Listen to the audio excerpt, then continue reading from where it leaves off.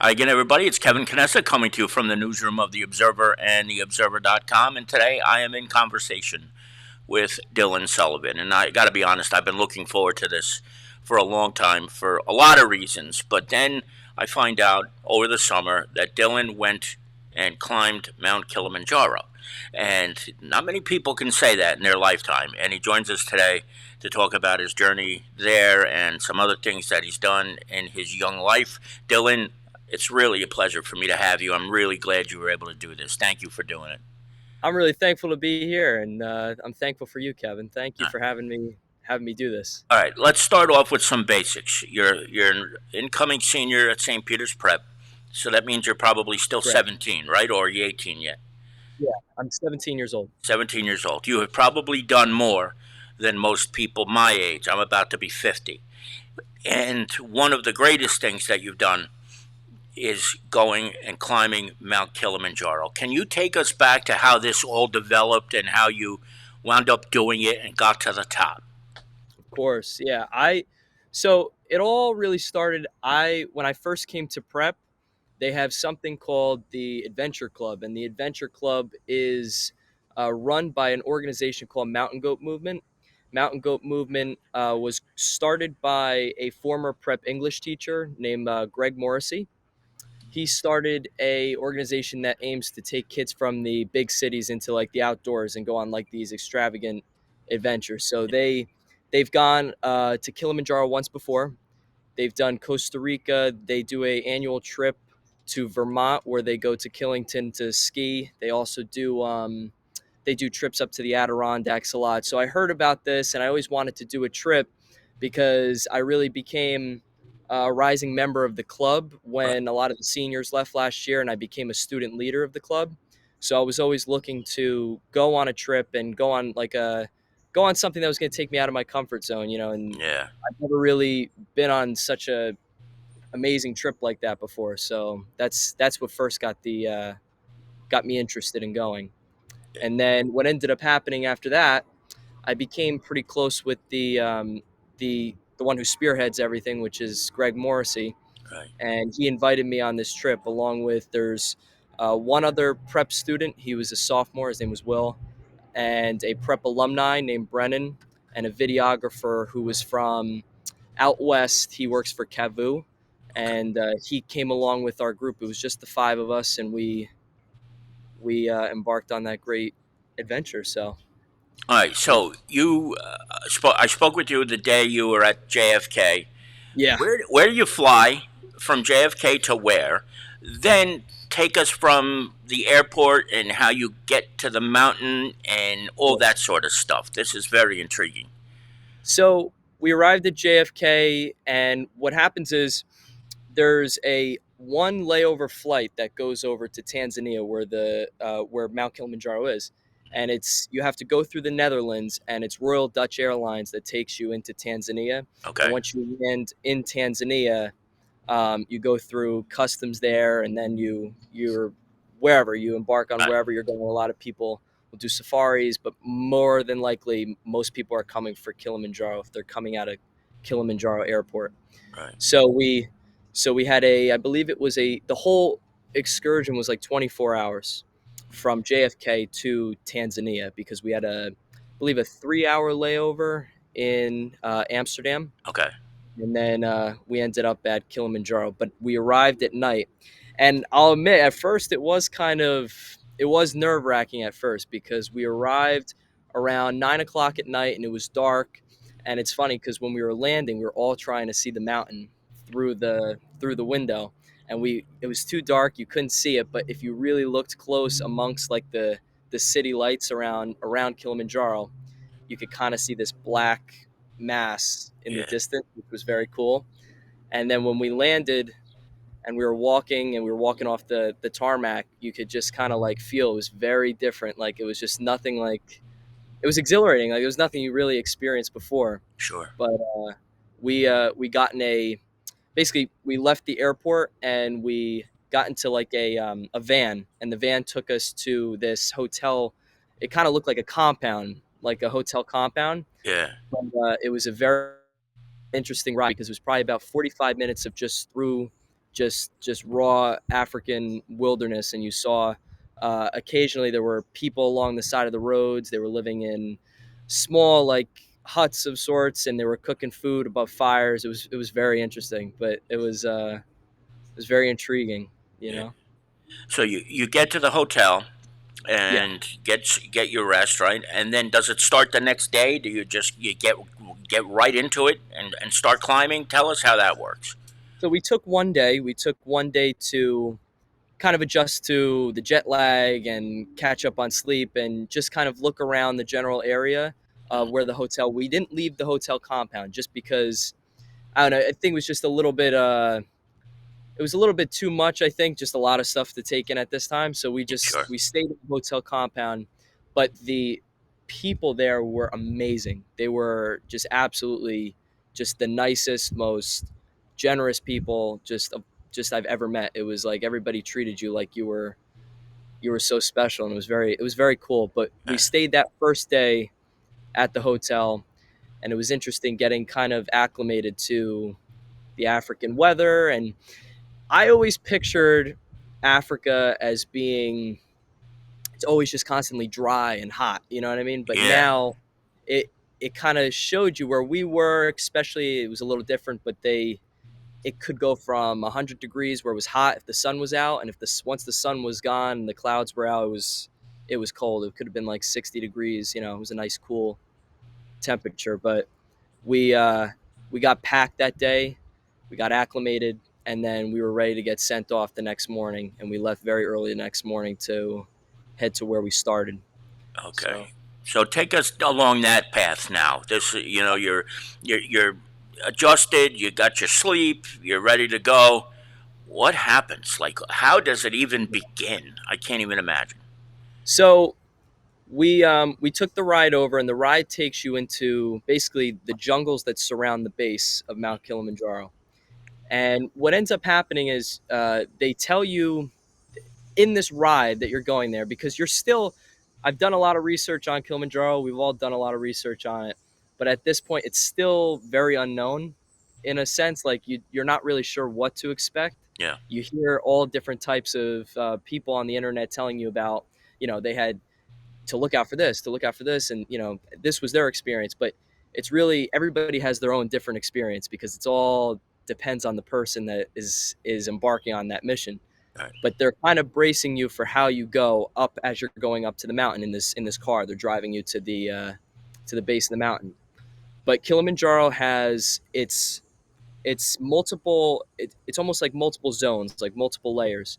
So you start off, you're almost in like a rainforest zone, and then as you work your way up, the rainforest turns into more of like a desert, and they call it the Alpine Desert. And then you get up to a point where it's just pretty much barren land, Okay. and then before the barren land is the right after the barren land is the Arctic zone, which is near the summit. Well, So we started off right at the bottom in the rainforest zone, and it was interesting because there was a ton of people that were at the gate to the mountain, to the trail. right. So there was a ton of people. Everybody was really just pumped up and ready to go, and it was crazy. You're seeing monkeys. There was a guy Wow. that had his food and his trail bag all together, and there was a monkey that came down and took stuff right out of his hand.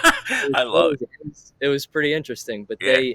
it was interesting to see that, because you do not get that from Kearny, New Jersey. So No. it was pretty interesting to see that. So just the beginning was very just like wow. Yeah.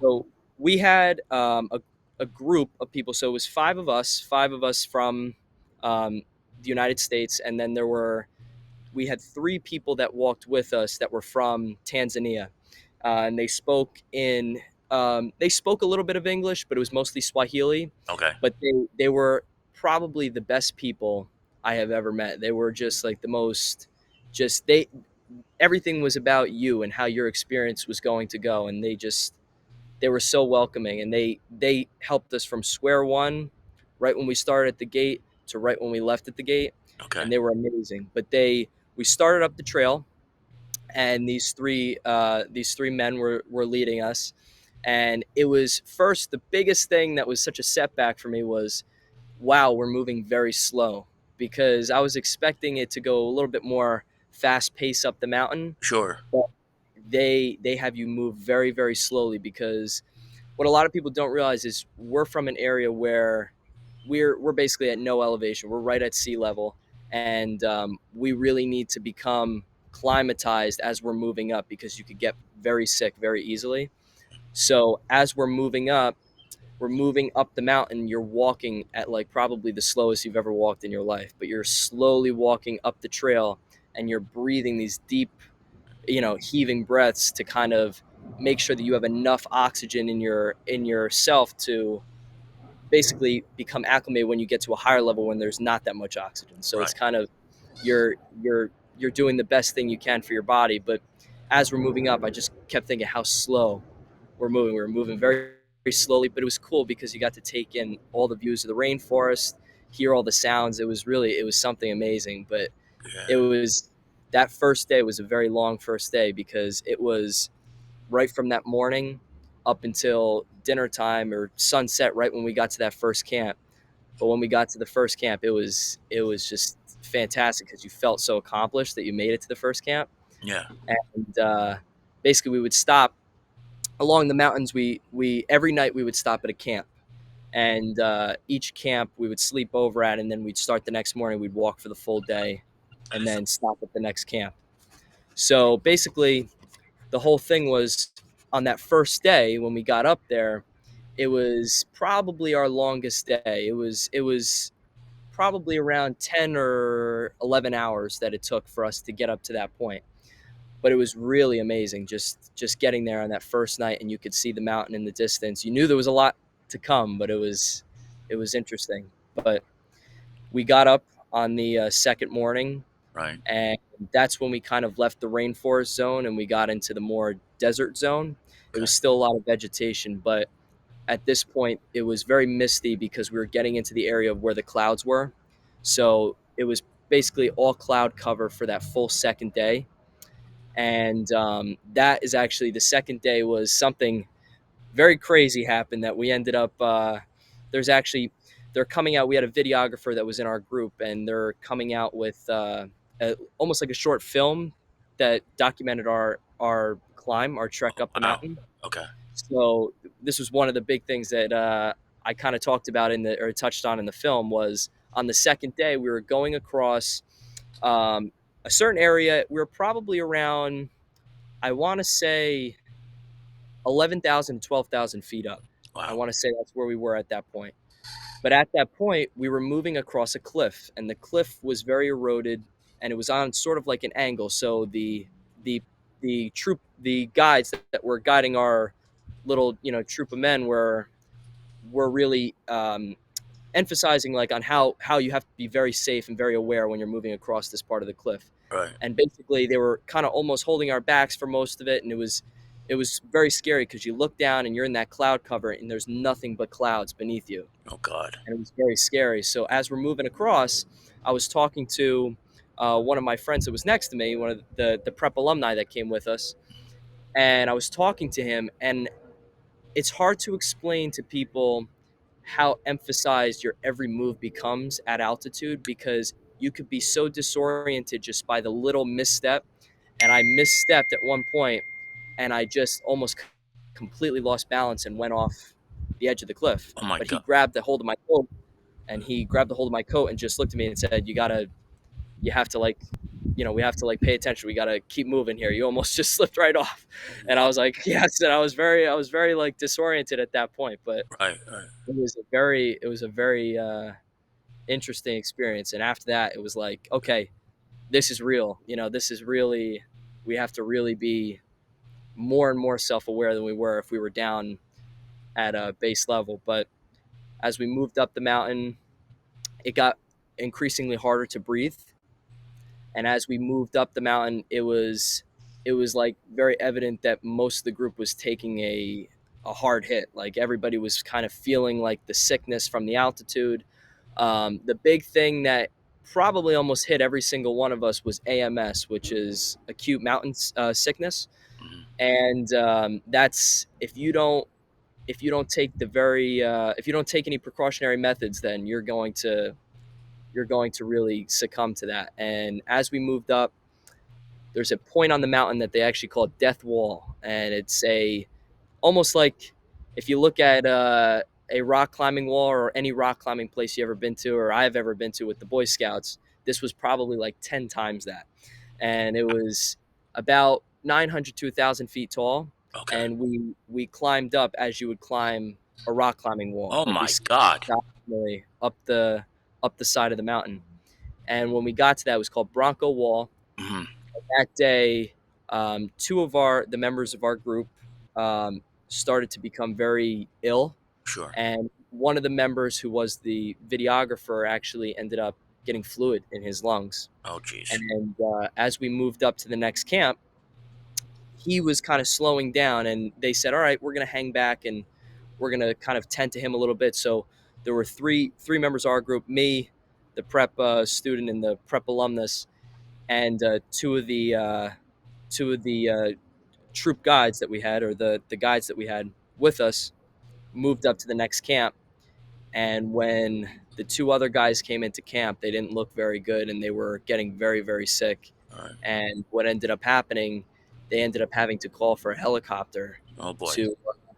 to airlift them down off the mountain. Okay. And that was an amazing sight to see, because it was just so, everybody in the camp came around, like other people that were trekking up the mountain came around to take, to take pictures. And it was just so like crazy that there was a Sure. helicopter that was coming up, and they came up and they took them, and I helped uh, walk the two guys down, and they were safely, thank God, safely escorted off the mountain, because they were, if they gone a little further, it would have been very bad.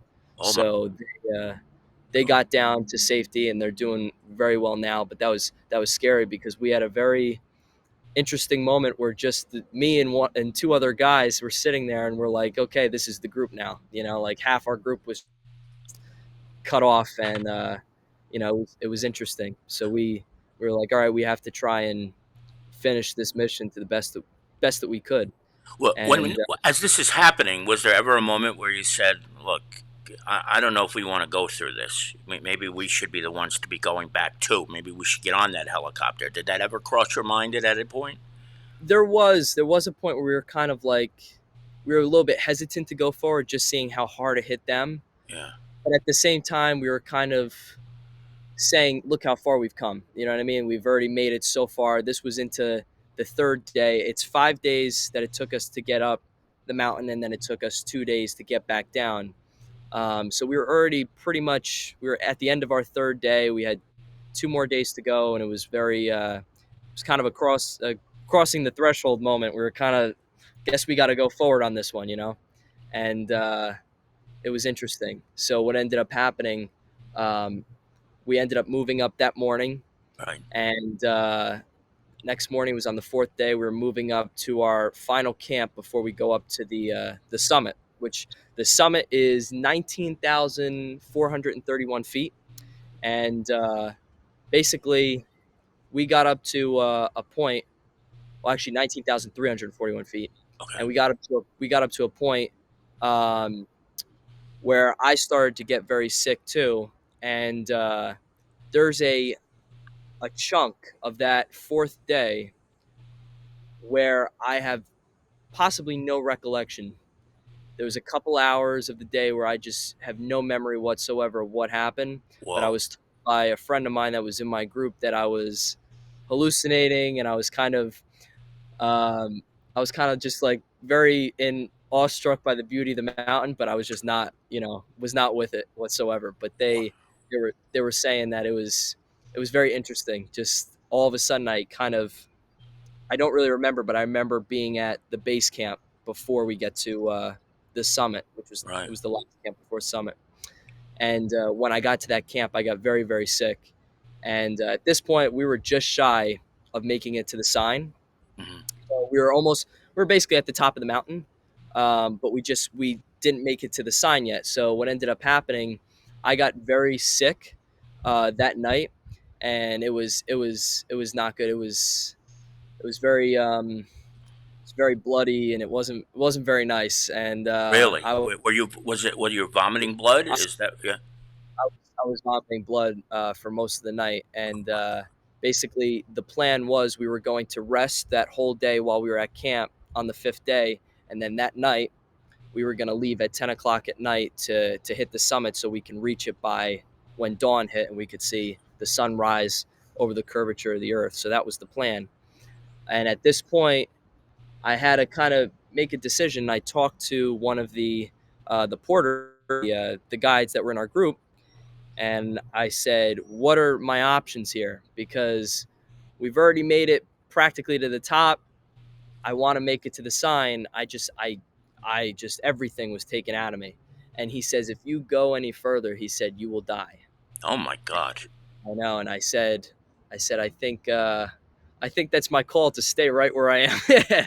So I stayed right where I was, and the next morning we trekked back down the mountain. But it was very cool because we got to make it right to that Arctic zone at the top and see everything from tens of thousands of feet above sea level. And it was just, you could see the curvature of the earth, you could see everything. It was amazing. You could see the clouds beneath you, you couldn't see the land. It was fantastic. And you know what, even though I got very sick, I said I wouldn't have traded that experience for the world. It was incredible. Especially, you could go out at night of your tent, and I would go outside of my tent and look up in the sky. And at this point, the atmosphere is so clear. There's no clouds above you because you're above the clouds, Yeah. and you could see every single star in the Oh, night sky. And it was like a painting. Like, it was like Vincent van Gogh. It was right. crazy. Yeah. Oh my. But yeah, and I'm going to ask a question that may sound silly, but when you're climbing, I presume you don't have, or there's nobody that doesn't have a tank of oxygen for you to breathe off of or anything like that while you're doing this, or was there? so no, we were not carrying oxygen tanks, just because each camp had, I believe, in store oxygen tanks and different first aid material that would help us if anything went south. So that's why, yeah, we didn't have to carry oxygen tanks. If we were doing a mountain where it was possibly above 20,000 feet, or like an Everest or a K2, then we would have to carry oxygen tanks because that air gets so thin at the top. Yeah. Even at 19,000 feet, it was hard to fight. I couldn't imagine 28,000 feet, Right. because it's hard to explain, but it felt like you were operating on one lung, Oh my because it God. was just like you had to constantly breathe very heavy to catch your full breath. Yeah. And that was very interesting. But the hike down was amazing too, because it was a lot quicker. You didn't have to adjust to the climate, because as Right. you're moving up the mountain, you kind of had to sidetrack, because what the plan was is you hike high and then you camp low, because moving up Kilimanjaro is like rolling hills. So as you hike higher and you adjust to that altitude, once you sleep low, then your body can become fully acclimatized to getting into a higher elevation. You know what I'm saying? Gotcha. So basically, as you move down the mountain, it was a lot quicker, and you're moving at a pace where um, you could kind of you're feeling a lot better a lot quicker, because you're getting more air now, you're getting more oxygen into your system. And it felt very, very different when you're getting and moving down to a lower level. So, My God. but once we hit that gate, um, we saw our two friends that had to depart us on the journey up, which was very good, because at that point we had no clue if they were okay or not. Yeah. So we were moving up the mountain, we were pretty much in the unknown as to how they were doing and if they were even okay. So everything was very unknown. It was very scary. But when we got down to the bottom, seeing them at the gate was a huge sigh of relief. Oh, And there was a huge group of people that were waiting for us at the bottom. And they were all locals from the local village and other porters that go up the mountainside, with you. And they were just partying and they were clapping, and it was very nice. And they put this around my neck, which is like a golden it's like a wow. golden medal that says Mount Kilimanjaro, and then it says Mountain Goat Movement on it. Um, Wow. which is That is the unbelievable. Yeah, it was Uh, very interesting. I don't want to make this like a medical discussion, but Yeah. as you're walking down for 2 days, you Mhm. say the final day you were vomiting blood and things like Yeah, that. But were you weak while you were walking down I the was mountain? Was it a challenge, even though you were going in a better direction? I was feeling very weak, but as I was moving down, I think the one thing that saved me was trekking poles. And I can't stress enough, if anybody's going to do any mountain of that elevation in the future, you need to have trekking poles, because your two legs are not enough to support you for that whole mission. And I was moving down the mountain, I was feeling so weak, but it was really that my arms that kept me up, because when the legs were going, my arms just kept moving me forward, and that was a very important part. But I did feel very weak. Um, but the porters and the guys that were moving with me were very uplifting. Mm, They were possibly, like I said, the greatest people I ever meet, because they knew how to keep you going and keep you motivated to keep moving even when you were feeling your worst. And wow. that was a very amazing experience. But when we got back down to the bottom, um, we were able to go into the village, and we were able to purchased some items there, and it was very neat. I brought this home for my parents. It was painted right in the village, right at the base of Kilimanjaro, and it's a canvas painting of the mountain. Wow. Yeah, Wow. That is gorgeous. yeah. So where's that going to go? In the house, somewhere, somewhere in the living room? Where there's got to Probably, be a it's got to go right in the living room. I think yeah. that's where I'm putting it. Wow, that is Yeah. beautiful. Now, before we sign off here, when you get back to the base, you said you went to the gift shop and did a couple of things. Did you have to see a doctor or anything like that first? So no, one of the men that was in our group was his name was Yessi. He was one of the again a very amazing man, and he was kind of like our group's physician a little bit. He was Uh, moving with us and making sure that we were um, making sure that we were all okay. sure, Because listen, without him, it would have been really bad, because basically all five of us were sick. It was me, the two guys that went up with me, they were all very sick, and the two guys that ended up having to be airlifted down, which were the worst. But these guys were all very sick, and they were attended to by Yessi, and he was just absolutely amazing. So he was very good. So we were in good hands throughout that whole good, trek. And that was that good. was the most reassuring part. So When yeah, when you climb Kilimanjaro, do you have to sign away your life basically? Where you pretty know, much. Yeah, yeah. pretty much. I was You have wondering how that works. Like, we will not be responsible if you fall off this cliff and die, yeah, basically, right? Is that kind of yeah. what it's like? Or, They're. I had to sign a lot of stuff before going there, basically. So uh, it was pretty interesting. But they have a very good infrastructure as far as that. As far as people getting off the mountain if they're not in good shape, hmm, and that's good, why they I believe they have very few casualties every year, because they have such a good infrastructure for getting people up and down the mountain. We took a particularly longer route; it was a little bit more difficult route, right? um, but they do have shorter routes to get people down in a fly, and that was a very good on their part. So that's probably one of the best things about, if you want to hike a mountain but you don't want it to be like a major risk factor. Yeah, Um, Kilimanjaro has an amazing infrastructure built around it. So that's incredible. yeah, All yeah, right, now here's something I gotta ask you. You're 17 years old. You've yeah, gotten to just about the top of Mount Kilimanjaro. You had an incredible Eagle Scout project that you did last year. You're going to be a senior. You're probably getting ready for college applications and all this other stuff. What are you going to do next? I mean, is there anything more you can accomplish that you haven't accomplished already at 17 years of age? What's next on the agenda? I was asking myself the same thing. I think on the mountain, I was saying to myself, I was like, is this the peak of where it is? I mean, I was like, is this as far as I'm gonna go? Right. I really don't know yet, Kevin. Yeah. I want to. I don't know what my next big adventure is, but um, I'm sure that life's gonna have a lot more in store, and I'm definitely gonna take advantage of those. So I'm not really sure yet, but we'll see. Yeah. We'll I, see. I, I have to ask the obvious question, too, since we both went to prep. Do you have any schools in mind yet for next year? Of course. So right now I'm in the application process for West Point. Right now I've been talking back and forth with the missions people. I've gone to different events with Congressman Pascrell, and I've been fully on board for West Point so far, and we're Good. gonna see where that takes me. So yeah, That's great. That is great. And here it is, your final year of prep. Always the most, for me, with the best year, one of the best years of yeah. my life, senior I'm year. So, and I know, with all the things you've done, you're gonna really just run over the place in come September. So, and listen, I'm ready. it's remarkable. And I'm going to tell anybody who's watching this, and I hope our audience is good tonight.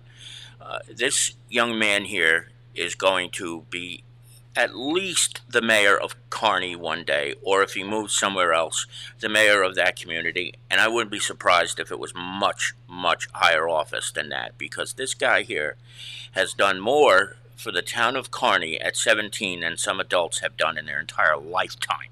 And you'll get to learn that over the coming months. We'll have more stories about Dylan, but this kid has accomplished, I shouldn't say kid, young man has accomplished so much at such a young age. It's one of my favorite stories of 2024 so far, and I cannot thank you enough, Dylan Sullivan, for Thank spending you. some time with me today, man. We'll do this again, I hope.